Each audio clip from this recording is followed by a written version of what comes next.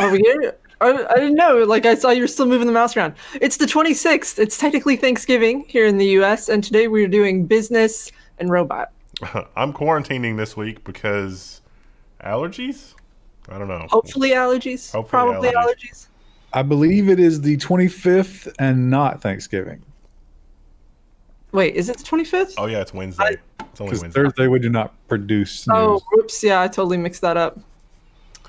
My contacts are messed up. Don't blame me for my obvious failings. Do your contacts affect your perception of time and dates? I did think last night I was getting in bed and I was like, okay, tomorrow's Thursday. And my husband looked at me and he was like, no, tomorrow's Friday. I was like, what? I feel like this week just was like a warp. It went really quick. All of November was a warp that went really quick. November's basically done. Yeah. It can't be salvaged. Krista, have you settled? I think we talked about this on the news, but have you settled your family's Thanksgiving plans? Because you seem to be the sour grape. I am the sour grape. I think at this point it's settled, but my mom called me earlier and I have not called her back yet. We have a family member in the ICU right now too, so it may be canceled. We'll see. Not great. Not a great time. Yeah, definitely not a great time. Anyway, now that I've kind of brought the mood down. I probably shouldn't have brought that up. Sorry, everybody. You know what? You know what's going to be great in my dying days? No, I'm not. It's not the thing. I'm pretty sure it's allergies. But if it were, I would definitely be enjoying the last few days with the Radeon RX 6800 and 6800 XT. AMD is back with Big Navi. So Hot Hardware has an article. We did a video. There's lots of fun, exciting things. I had really good luck out of mine. I mean, I only had a 3090 to compare it to, and I was extremely impressed with it because it cost less than half of a 3090, and it was close enough to the same speed. How about that? I think the big thing here, I don't think they're going to beat NVIDIA in raw numbers, but they're very close. And I think the thing that people are overlooking here is if you're buying them to play games, if you're buying them for some other reason, it doesn't matter. But if you're buying them to play games, we're in a world now where the consoles are wagging the tail of PC gaming. It's disgusting, but that's where we are. And guess what's in the consoles? Yeah. So the developers are going to be developing for AMD first. Yeah. Although I was surprised that ray tracing performance was a little weaker on these, and where NVIDIA is branching out and they've got like tensor cores and all sorts of other specialized compute on the silicon, AMD doesn't really have any of that. But also the amount of silicon that they have is smaller, and it looks like AMD is poised to have less supply issues than NVIDIA. Although right now you can't really buy either card because there are shortages. Can't buy a console either. You can't buy toilet paper where we are, so... Is it bad again? Yeah, it's they're real bad. limiting again. They had it when I went, but they're limiting, yeah. Well, they've been limiting like soap and stuff for a while. We haven't been to the store in a little bit, but... They let me buy 3 things of Lysol wipes, and I was so happy. So it was like 3 of the 2 packs, and I was like, they're going to say something to me when I check out. They didn't. I mean, at that point, like if you're the cashier, is it even worth it to like bring it up anymore? One thing about the 6800, no disinfectant qualities whatsoever. Nah. Oh, it gets pretty warm. I bet that would disinfect because it's so hot that nothing biological can survive. We need to test that against the vid. Play about 15 minutes of any really intense game, and then yank it out of your computer and like hold it to your forehead, like brand your forehead. That's what we're looking for. So, our next story is something that we've pointed out repeatedly that would happen, and it's finally happening. From Ars Technica, it says broadband power users explode, making data caps more profitable for ISPs. Usage increase quote unquote confirms the value of data caps for ISP revenue, a vendor says. Yeah, the whole point of the caps was not scarcity of the resource. It was to grift you, to charge more money, because there's no competition, because the value of the ISP is not in giving you good service. It's wringing as much money out of you as they possibly can. That's the whole point of ISPs anymore. It's not to be a good internet provider. It's to wring money out of you. the tone of this article. So not the Ars Technica article, but it is Open Vault who has released a study. And Open Vault, the way that they sort of position this is, wow, this is really good news. Because now that people are using more and more, we can charge them more and more. Not the state of the industry is changing. We need to adapt because people need more bandwidth. No, no, no. This is great news. And the 2 terabyte users are also growing at a huge pace. Yeah. What does a terabyte of overage cost these days? Isn't that ridiculous? It's like $100. Wow. Yeah. Yeah. I told you there's been so many mergers and acquisitions that cost so far into the billions of dollars. There's a finite number of subscribers. Like, people only have so much disposable income, and they need the internet to work. You can literally charge them anything, and they have to pay it if they're going to work from home. But they're also getting more and more pissed off. I mean, even if you're like an essential worker, though, and you're not working from home, if you have children, they have to, work remotely on their schoolwork. So again, you will pay whatever it is. Like, I don't think anyone at this point can say, "Oh, I don't need internet." It pains me to perhaps make a concession, or at least point out that when the telephone was sort of becoming in vogue in like the 1930s and 40s, people were looking around and they're like, everybody needs a telephone, and it wasn't really maybe super questioned. I don't know, because we ran telephone lines everywhere. There are outhouses in the middle of nowhere in eastern Kentucky, and they still have telephone infrastructure that was put there in like the 1940s and 1950s. And I can't say the same for internet infrastructure. And the internet infrastructure is perhaps as important, if not more important, than the telephone. The internet is not coming into vogue. It's been here. Yeah. It's been in vogue for 20 years. It's an integral part of everyone's daily life. Yeah. I don't think that analogy stands at all. Well, I mean, if the phone was an integral part of your life, then perhaps a network connection of some type.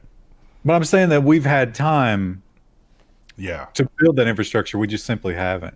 Yeah. And it's not like it's not an issue of like, oh, we're going to do that. We just haven't had time. We've been so busy. We really They've literally gotten funding to build it, and they just chose not to. Yeah. Here's the $1 million question. Does Starlink charge overage, or will they? Oh, they probably will. Yeah, I say almost certainly they will. Because they'll see the same thing. They'll see it's a cash cow. Yep. They might have a little bit more of an excuse to do that because, it's like there's a finite amount of satellite bandwidth. Yeah. Whereas if we had fiber optic everywhere, as we are supposed to have, as we as taxpayers have paid for, it wouldn't be a problem. Oh, it makes me so mad. Speaking of... It makes finding a house very difficult. Yeah. Speaking of which, Amazon launches Amazon Pharmacy for prescription medicine and delivery. Prime members will get perks like free delivery and discount on drugs. I don't want Jeff Bezos knowing my medical history.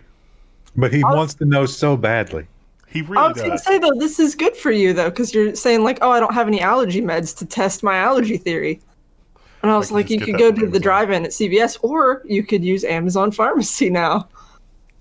I think there is one really good thing about this, though, and that is if you go to the Amazon Pharmacy and you sign up and you're like, listen, let's just keep the insurance company out of this. Let me just pay for my pills. You get a massive discount. Do you think Jeff Bezos would do that? No, they've already announced it. I mean, is it going to actually work that way? Yeah, because they don't have to go through all the, like trying to get the money out of the insurance companies. They just get it directly from you, and it's so much easier. I thought that when they tried to do this, that they were talking about importing drugs from Canada, and the drug companies lost their minds, and they were like, no, you can't do that. Because Canadian drugs are not the same as American drugs, even though they're labeled the same and cost different. Everyone knows Canadians have completely different biology than Americans. We've just been sending them sugar pills for decades. I mean, that was what happened the last time that came up, right? And that was why you didn't have anybody that was doing exactly that already, because I think some people had tried, and that was one of the ways that they were getting lower price medication was by importing it from other countries where it's the same medication, but for some reason, the cost's completely different.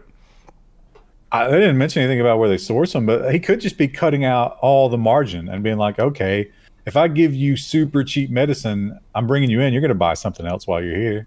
So it's more akin to like the diapers.com thing where they just want to put everybody out of business.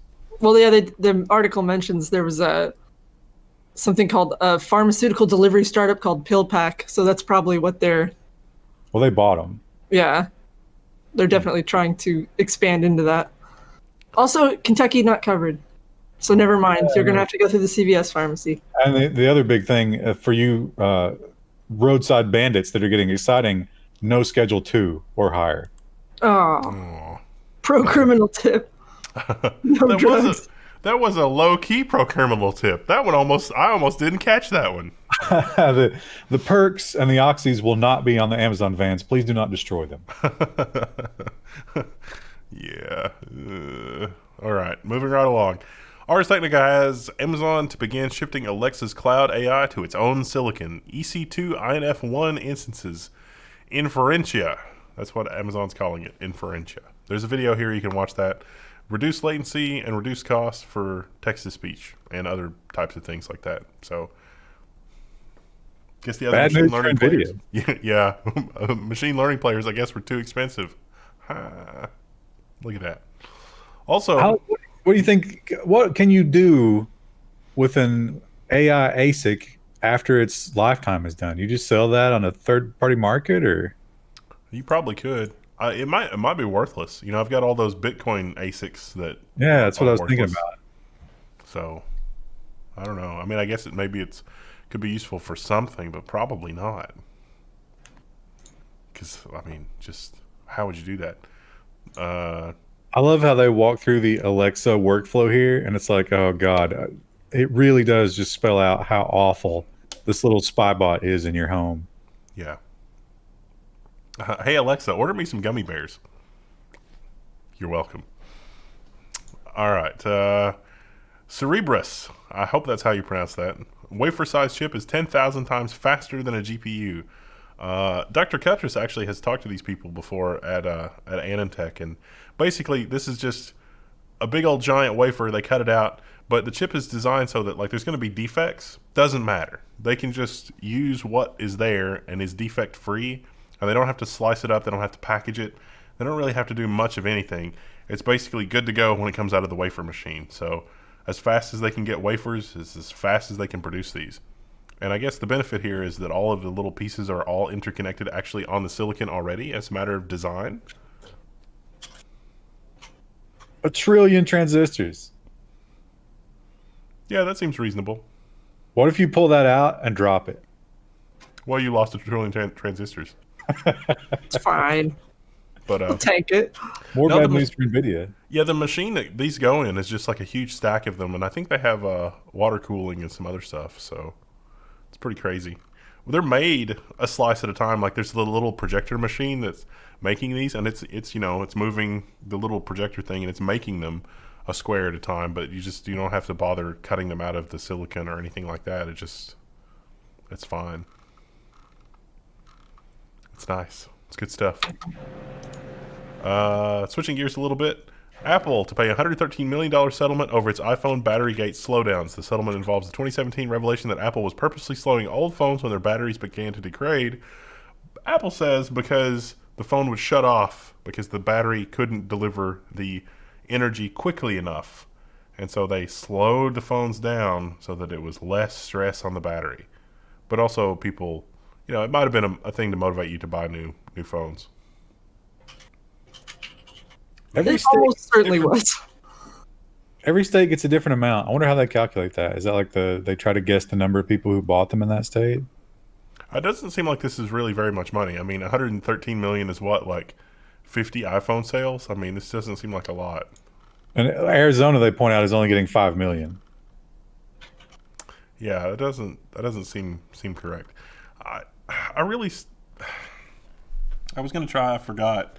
I was going to try to bring in that LG G5 so that everybody could see how easy it is to replace the battery on that, because it's super thin and it's metal and it feels like a premium phone, and it's old. It's ancient. It's like 5 or 6 years old at this point. And it's got a replaceable battery. There's like this little button you squeeze and the whole bottom of the phone pops off and the battery slides out from like inside the phone. Apple and all of their brilliant engineering knowledge could totally do that. They literally don't want to because they see you as a walking wallet. And that's it. Nothing else. You don't have any individual hopes and dreams. You're just a wallet to them. You're a customer, Yeah. not a person. Not a In person. all walks of life. Yeah. And a data source. True. Well, But the you data, can- the data source is ultimately the roundabout way to get back to your wallet. So, I mean, all roads lead to the wallet. Or to lead other people to your wallet. Well, they take a commission on that. So, I mean, again, that's just getting to your wallet with more steps. You can't just enjoy it. Like, you can't just have a product that you genuinely enjoy. There's some aspect of it that's trying to claw its way back into your pocketbook. Well, listen to you thinking that's your product. Yeah, it's definitely not if it's constantly phoning home with the certificate nonsense. Oh, yeah, that was another thing that article left out, which is Big Sur has changes so that user-land firewalls can't block that traffic anymore. That's some next level stuff. Well, anyway, Mac rumors. GeForce Now games available on iOS devices through Safari, and Fortnite is coming soon as a result of that. So this is what we've talked about before. This is an article about that, where Safari is sophisticated enough to offer real-time gaming access, like actually in the browser, which is not allowed in the App Store because each individual app would have to be vetted. That sounds crazy every time I say that. I don't think it's anything about Safari being advanced. All the browsers can do this. This just gets around the crazy rules. Yeah.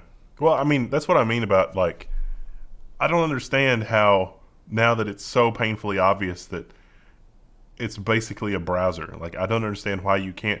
It means that you can't have a web browser type application in the App Store, except you can have a web browser application in the App Store, except it has to use Safari's page rendering engine. But it just seems so arbitrary and weird. I'm Also kinda- weird. Oh, you go. It was weird that mouse and keyboard won't work with this. You have to use a controller. Yeah, that is weird. I'm torn on how to feel about this because on one hand, it does kind of screw over Apple a little bit, but on the other, it makes Safari more common, and I don't want that either. I don't know if this is not exclusive to Safari. So Yeah. I guess. Well, no. If you really wanted to play Fortnite and be serious about it, you would still go Android. Do you think? I guess that probably is true. I bet there are people who, like, when they have a phone upgrade, they look at what would be best so I could play Fortnite. Oh, absolutely. Because this is still going through the browser. You're still going to get a little bit of latency added to this. What a weird format to play it. Remember why Fortnite is not on the iPhone anymore as an app? There's like, Apple's charging 30%. That's too much. We want to pay Apple less money. And then Apple was like, "See ya," and they kicked them out, shut down the application, revoked their certificates. It's gotten ugly and bloody. And Epic said, "We fight for the user. We want users and small developers to have better rates." And Apple finally said, "Okay, sounds good." Apple is dropping the App Store fees to 15% with users under 1 million in revenues. So this, of course, does not affect Epic.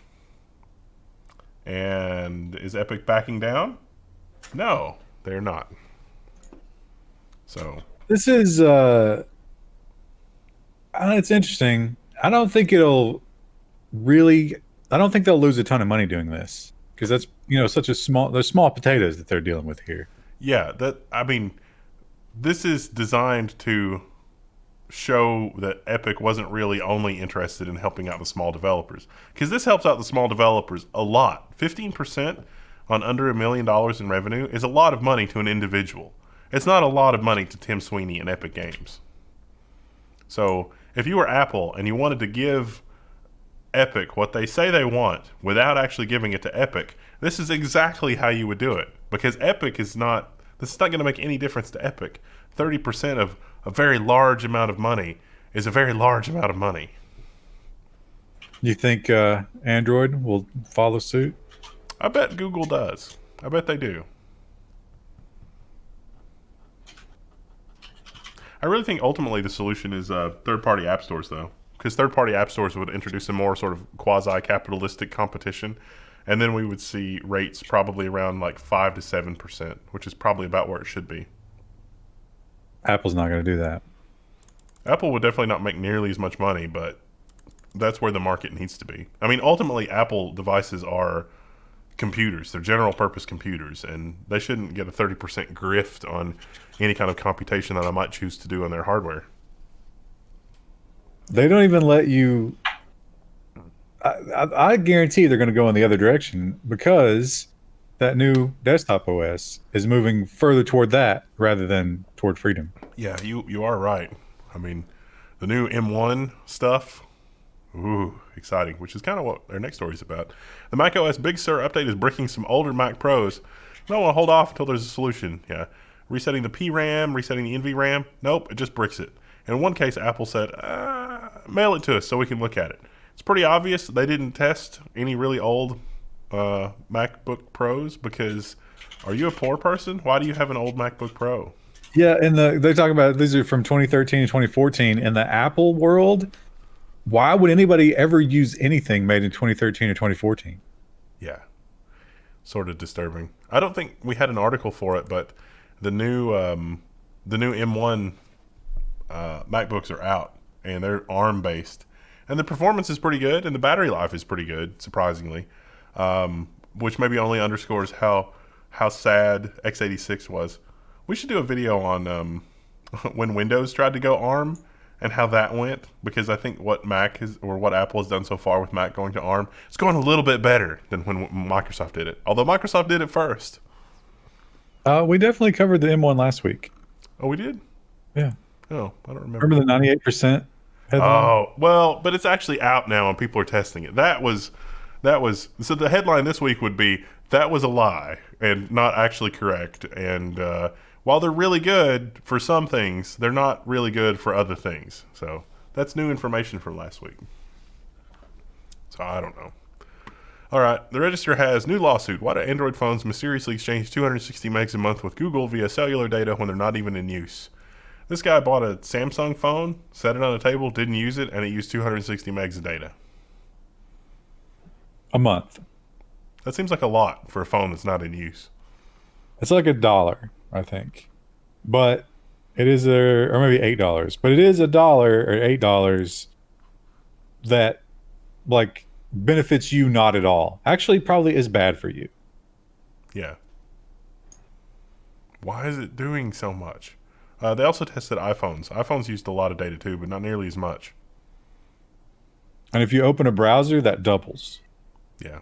Well, it was like 900 requests back to Google or something crazy like that, just by having the browser open. So, what a mess. So, yeah. Well, that's enough of that. YouTube launches audio ads and ad-targetable music lineups, taking aim at Spotify. I don't understand or comprehend music, so I'm hoping one of you two can help me through this. I've never used YouTube for music. Chrissy, you used to, didn't you? I used to a long time ago. Like I would just, people would upload music from random obscure places and I would make playlists through it. But then Spotify came along and Spotify is just a smoother experience overall. And they have a pretty big catalog. I think more to the point, Chris, that it's not that Spotify came along. It's that you got onto a family plan on Spotify. No, we pay for it. But I'm saying, like, it's not just you. It is just me. My husband, he can log in, but he never does. He likes to have all his music himself. He's old school. Oh, well, can you do like multiple? Oh, you mean like physical copies of it? Yeah. Yeah, those CDs are going to be super useful after the EMP. Yeah. CDs are immune to an EMP, but not the device that reads them. Google Music just died. They just put it down. And so now it's YouTube Music, and they're trying to overhaul everything. And they're trying to make it compete with the other, but I don't think it can because it was never built for that. I think no. Is this saying that like if you're using YouTube for music and you're on like the music video channels, that you could now have an audio only ad on YouTube? Well, what they're saying is when people are using YouTube for music videos, they're not looking at it. It's almost always in the background. So audio ads will get around the fact that you're not engaging with those advertisements. Right. So like when I used to listen to music on YouTube, like I would be working on something else and I would just have YouTube minimized in the background. But the thing that's great with like Spotify, the reason I like it so much is you can download the music and play it on the go without using your data. Unless YouTube does something like that, I don't know that they'll be able to compete as well.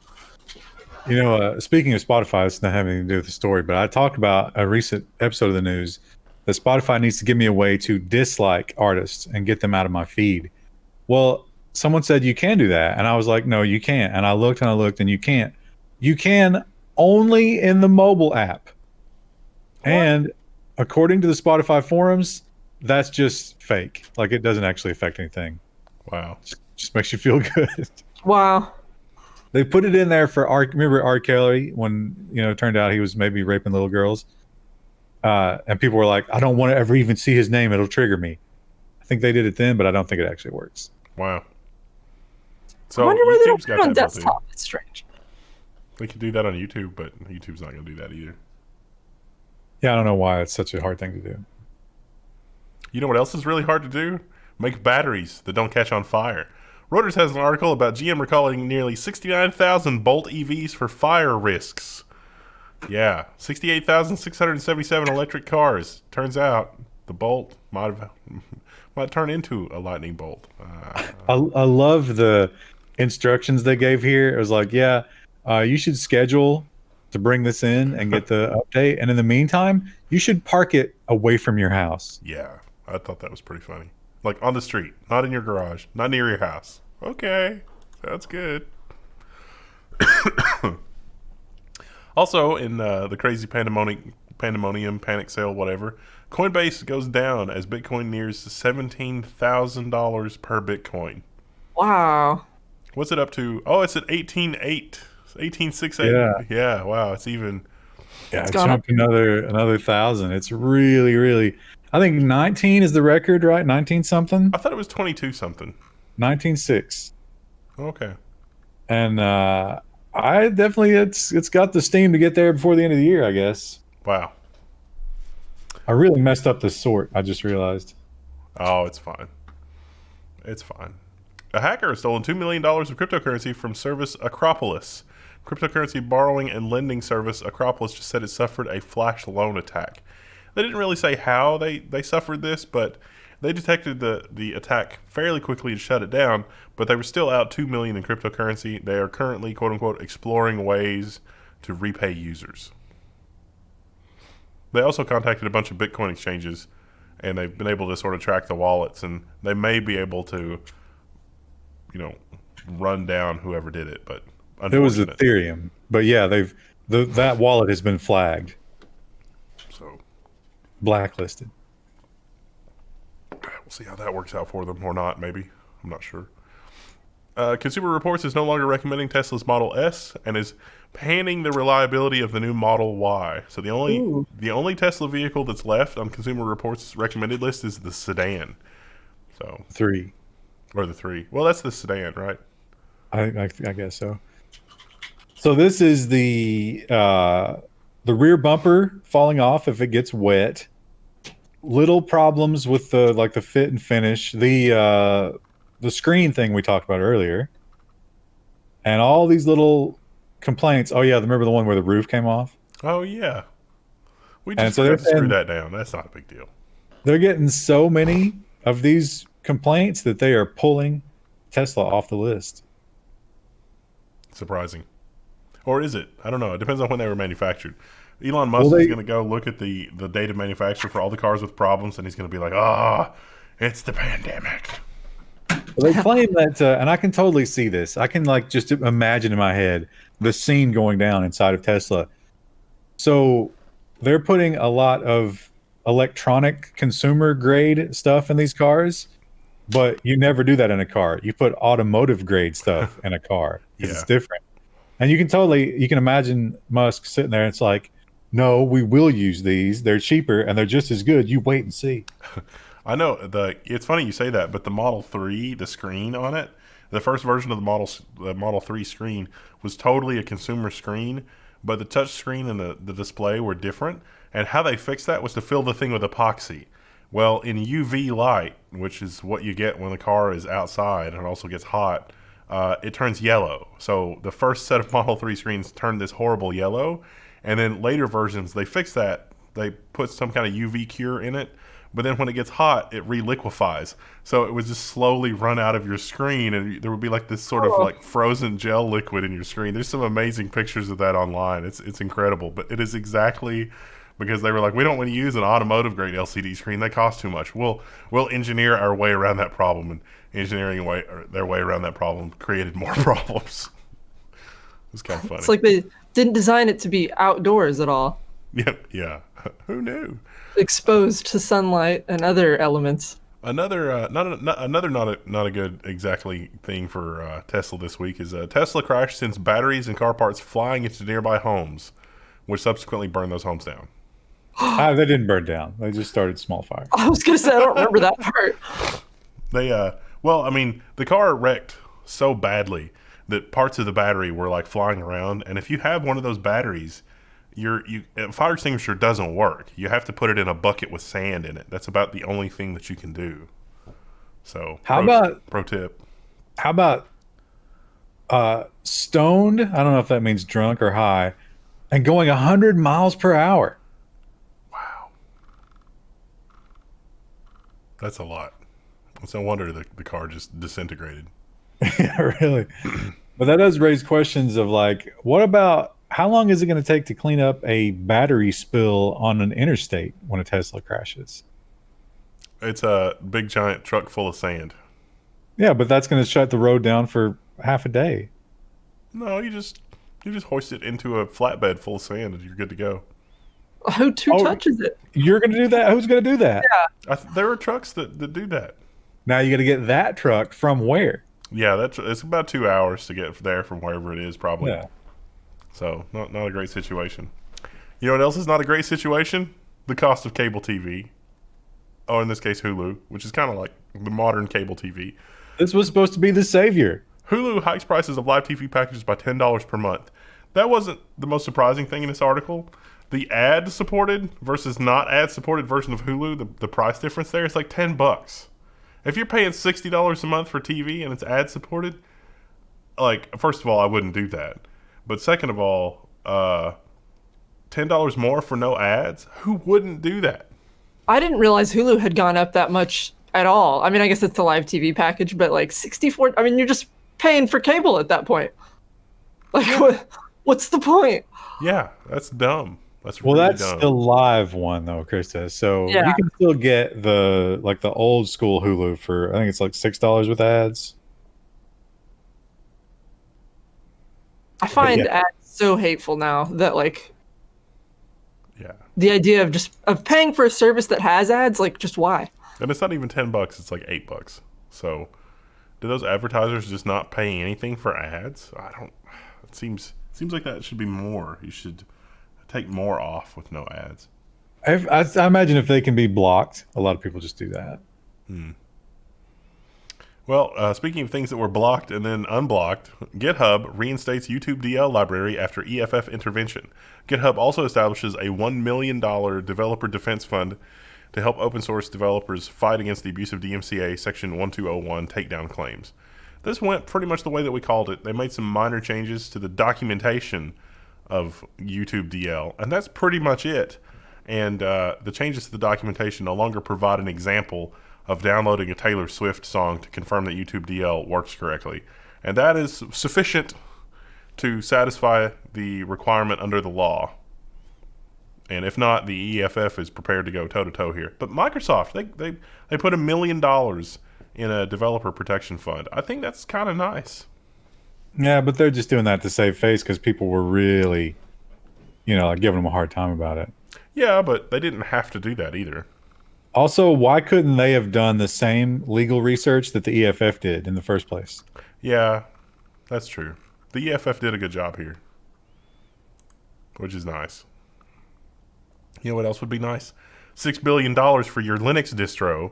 $6 billion in the Linux deal. SUSE IPO rumored at $6 billion. The European Linux company may soon be spun out at $6 billion. Remember when Red Hat was sold for like $1 billion? And I was like, wow, that's a lot of money for Red Hat. Apparently not. Apparently money just grows on trees these days. Well, we are in a cheap money lending environment for sure. So yeah, 6 billion IPO.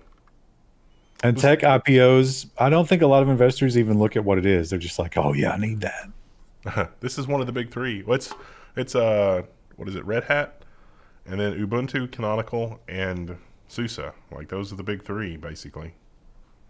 And now Oracle technically owns Red Hat, which is that gives me nightmares. I could see, with things going toward Internet of Things and all the various ways that you're going to have to run operating systems in unexpected places, owning this could be valuable. $6 billion valuable? No. They're going to have to they're going to demand so much return from that distro that I think that's going to lead to problems. Yeah, but that's problems for the next set of investors. Well, they have to. That was SUSE's problem in the beginning, was that the sale was in the billions of dollars, so they need a return, and so it's just it's a really terrible game of hot potato, I think. But ultimately, I don't know. It'd be nice to know from SUSE insiders if they think this is a good thing or not. Depends on whether or not they have options. Yes, this is a very good thing. I have now retired. I was like, well, but you're not working on it anymore. That doesn't count. All right, so it's fine. AI researchers made a sarcasm detection model, and it's so impressive. It actually is impressive. That was sarcasm. What a great image for the top of this article. You think that's the article author?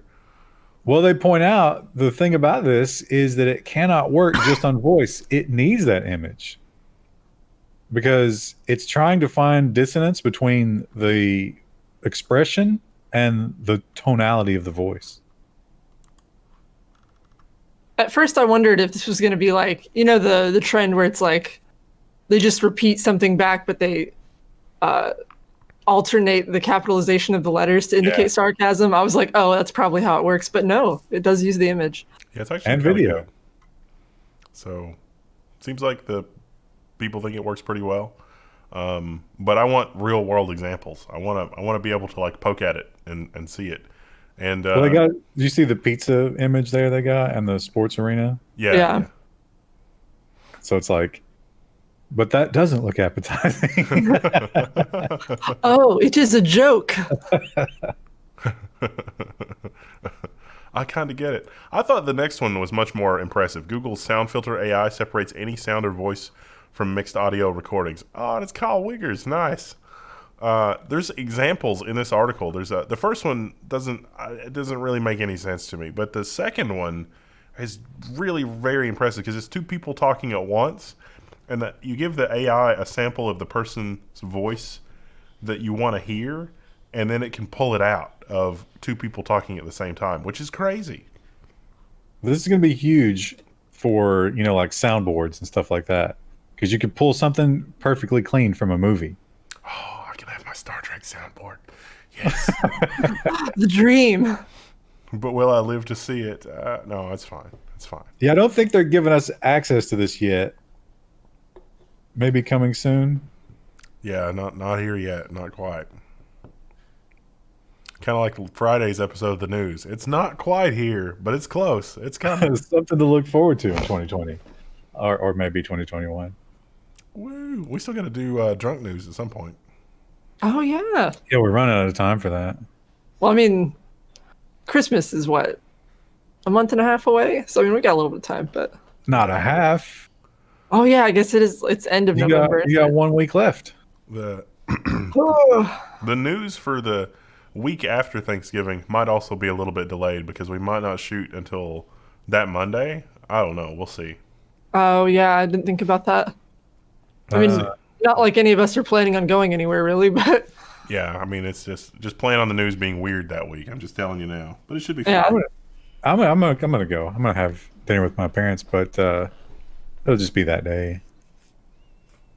It's exciting times. You don't want to go Black Friday shopping during a plague? No, and they told me, they were like, "Hey, we're not shopping this year, so we're just gonna send you an Amazon list." Just order everything on Amazon. It's fine. All right. I've got to finish doing my Christmas shopping. We'll see you Friday. Bye, chat.